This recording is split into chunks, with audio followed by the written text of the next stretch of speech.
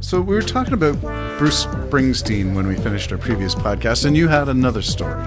Yeah, there was a guy that just went by his house, apparently, and stopped out front. And Bruce Springsteen happened to be in the driveway or walking down and said, hi. And the guy said, you're Bruce Springsteen. Yes. And long story short, Bruce invited them in, and he toured the house and had a drink or two and looked at the recordings, do all the rest of it. And of course, a couple of years ago, maybe 5 years ago, he was at Ashbury Park. Bruce Springsteen still lives in a ranch in New Jersey. So he was at Ashbury Park, and a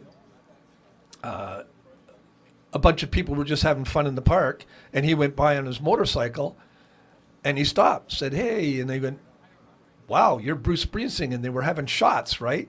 So they gave him a shot, and he took a shot just to be nice. Bruce Springsteen said, thank you very much, and rode off, and the cops stopped him. They were watching that crowd illegally drinking in the park, and Bruce Springsteen got busted along with the rest of them, I guess. Having a shot in the park. Yeah, so it was all over the news that he was busted for illegally drinking in the park. A big thing to do about...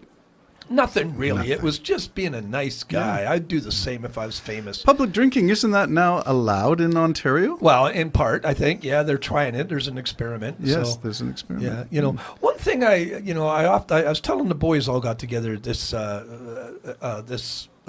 Sunday night, and I was telling them, I was reminding them of every Christmas we would get eggnog.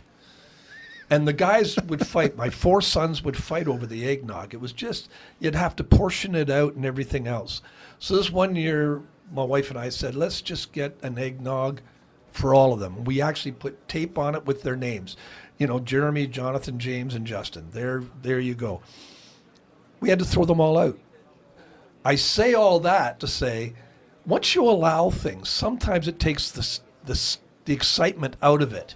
It's like legalizing marijuana. Well, pretty well. I mean, you really don't see people. I mean, I was at a ball game a couple of weeks ago, and yeah, you could smell it when you came out of the stadium. Really strong. Somebody had lit up. But other than that, you're really not seeing anything at all. Well, how about the case of prohibition? Prohibition, the banning of the sale and consumption, distribution of alcohol. The days of the gangsters of Al Capone making millions off of whiskey alcohol. running. It made alcohol. But then they get over prohibition and they pass the laws where it's okay and it's regulated. You still have issues with alcohol. It is still a toxin.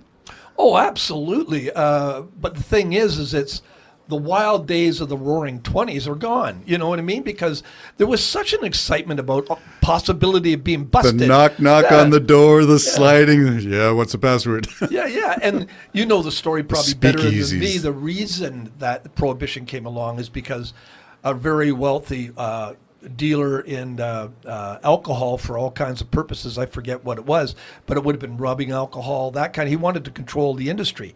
So he got the church all worked up about how evil... The temperance movement is what it was known as. Yeah. Now, I don't know if that's exactly the story, but apparently that's what happened. It was just so that one guy could corner the market.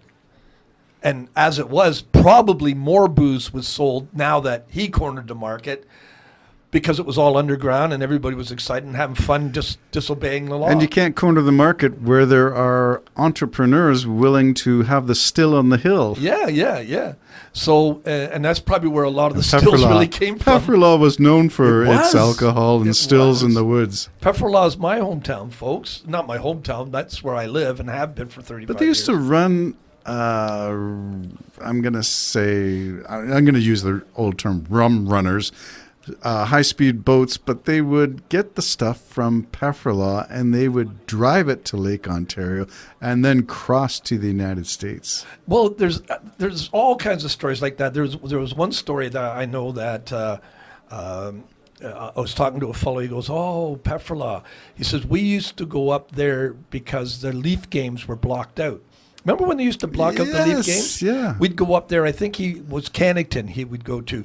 But before you would go to Cannington, you would say, we need to get some booze. And somebody said, well, just go into Pefferlaw. And the guy said, well, where do I go when I go into Pefferlaw? Well, just knock on the first door. Everybody sells booze in Pefferlaw. So that's how bad it was. Did you ever sell booze in Pefferlaw? I never did. I never heard But of I that think either. one time, and none of my friends remember it, I remember I was at a friend's house, and we said, let's get a bottle, but it was Sunday and everything was closed or something. You And- Sunday drinker. Yeah. And there was a guy who sold it, and we went there and got it. From his back porch? Nobody remembers. Nobody remembers. So maybe it's like when those aliens came and got me. So I'm sorry. Do I remember a story of a semi-trailer, and that used to be the LCBO in Pefferlaw? it was what? Yeah, it was. Yes. That wasn't just a bad dream. No. Before they built that. The LCBO was a semi-trailer. Well, apparently Pefferlaw and the Pefferlaw area is just huge distributors of beer and alcohol. Wow. So they built that big LCBO, which sells beer as well. But it was a trailer prior to that. You went in one door and out the other. If you went in sober and came out plastered, I'd wonder what was going on there. But that's Do you remember the interesting. day? I remember when I was. Is this a podcast about going down memory lane? Well, for those of you who have tolerated us so far, this is the Jim and Terry Show. I'm Terry. That's I Jim. promise you, people are liking this way better than they do when we talk about politics. Anyways, do you remember the time? Have you heard? You probably do. When I first went and had to buy something, if I wanted wine or whiskey or anything, you had to go to the distribution center, and they were all on charts. You had to find it and fill out a card. Then you took that card to the counter. That counter guy went behind a wall, brought it out in a paper bag, and would just, if there was any doubt, would just slip it out of the paper bag a bit. For Is you that to what confirm? Yeah, and you put it down and you carried it out in a paper bag. I do not remember You that. don't remember that? No, because I was a good Christian.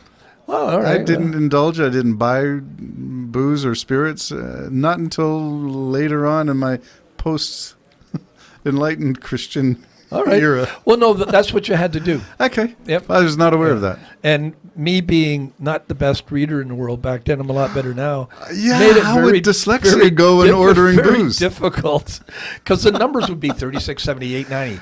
And you would reverse the numbers? Well, probably, But So what did you I get? remember the shame of it, because they would go around. You couldn't see them Yep. pick the bottle. Yep. Then they'd bring the bottle out in a brown paper bag, and then they'd just hand it to you. But sometimes they would pull it out so you could just see the top of it and tuck it back. You felt like you were just scum You were of the a earth. criminal. You go, look, is anybody looking at me? Nobody knows you here, Jim. Yeah, the Women's Christian Temperance Union would have a spy watching to see who's going in and out, Well, what can I tell you? including the semi-trailer, who's going in and who's going out. Yeah. So I remember the one mostly was the one in Scarborough. I think it was Markham Road and Shepherd, I think. Do you remember the first time you ever went into a drinking establishment?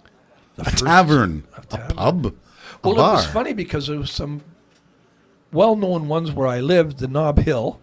Never, ever have been in Even it. I've heard of Knob Hill. Never been in it. And there was another one called the Scarborough House, which I only was ever in the Scarborough House, I believe.